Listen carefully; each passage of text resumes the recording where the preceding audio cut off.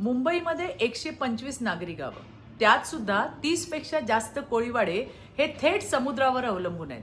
हे कोळी बांधव म्हणजे मुंबईचे खरे भूमिपुत्र. पण इतकी वर्ष बीएमसीवर विळखा बांधून बसलेल्या मामूंनी म्हणजेच उबाठांनी एकाही कोळीवाड्याला गावठाणाचा दर्जा दिला नाही. पण गावठाण दर्जा न दिल्यामुळे कोळीवाडे विकास आराखड्यात झोपडपट्टीसारखे दाखवले गेले आणि त्याच चुकीच्या वर्गीकरणामुळे खारदांडा असेल, माहीम असेल, वर्सोवा असेल या ठिकाणी न्यायालयीन लढाया उभ्या राहिल्या. आज मात्र देवेंद्र फडणवीस यांच्या नेतृत्वात महायुती सरकारने 23 कोळीवाड्यांचं सीमांकन पूर्ण केलंय. डीसीपीआर 2034 मध्ये स्वतंत्र नोंद दिली, मालकी हक्काचं संरक्षण दिलं. काय आहे ना, मराठीच्या मुद्द्यावरून गुद्द्याचं राजकारण करत सत्तेची मलाई ओरपणारे कोण आणि मराठी माणसाचे अस्तित्व जपत त्याच्या पाठीशी भरभक्कमपणे उभा राहणारा नेता कोण हे कोळी बांधवांना देखील चांगलंच माहिती आहे. धन्यवाद. जय हिंद, जय महाराष्ट्र.